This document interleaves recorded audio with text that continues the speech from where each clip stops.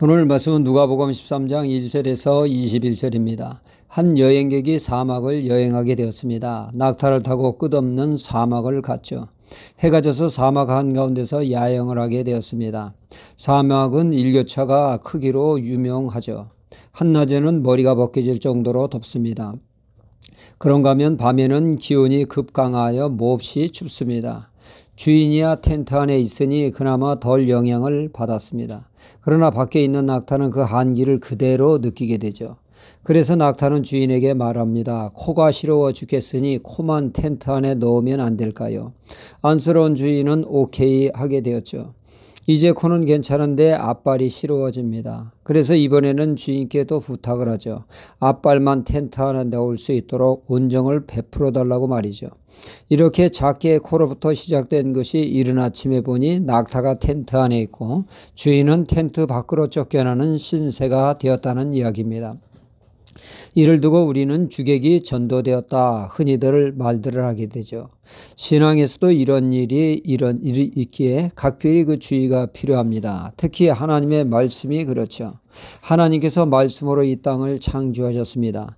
말씀의 능력이 대단합니다. 무에서 유를 창조하셨죠. 이 귀한 말씀을 최초의 사람 아담에게도 주셨습니다.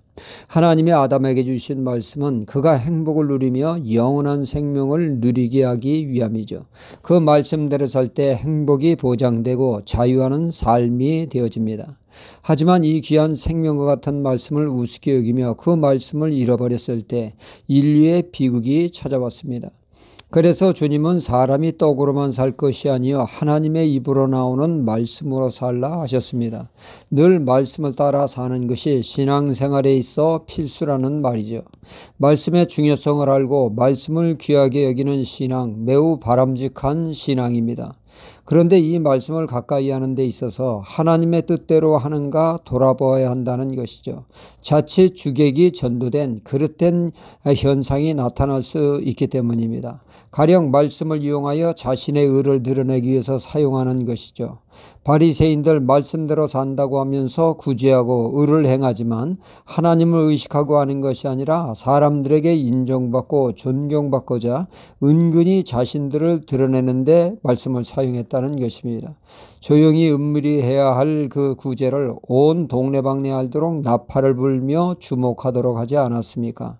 말씀대로 금식을 해도 온 세상이 다 알도록 티를 냅니다. 얼굴을 깨재재하게 말이죠. 이런 그들의 신앙을 주님은 꾸중하시고 책망하셨습니다.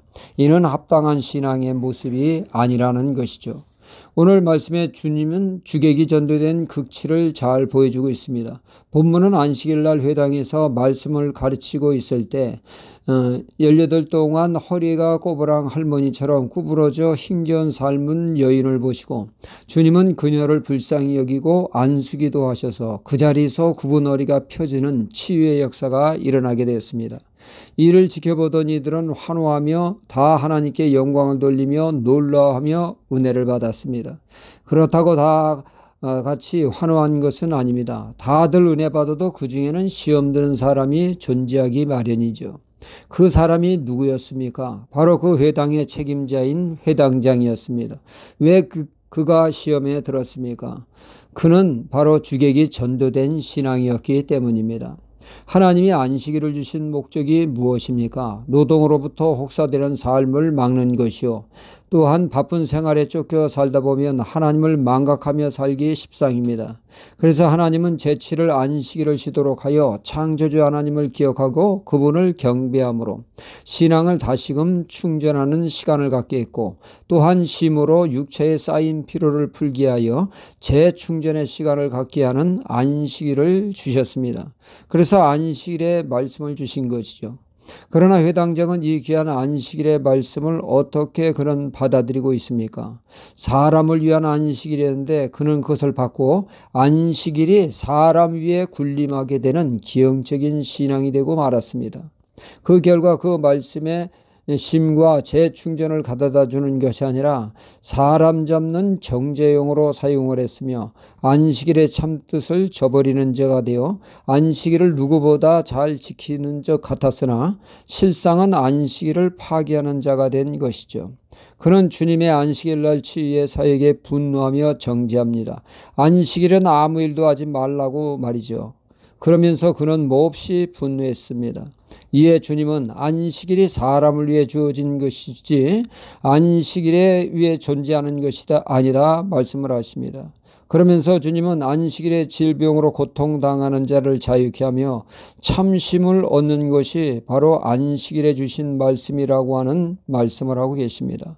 우리 신앙 회당장과 같이 주객이 전도된 신앙의 모습을 갖고 있지 않는가 돌아봐야 되겠습니다. 말씀의 참뜻을 깨닫고 실천함으로 하나님이신 은혜를 누리는 신앙이 되어야겠습니다. 할렐루야.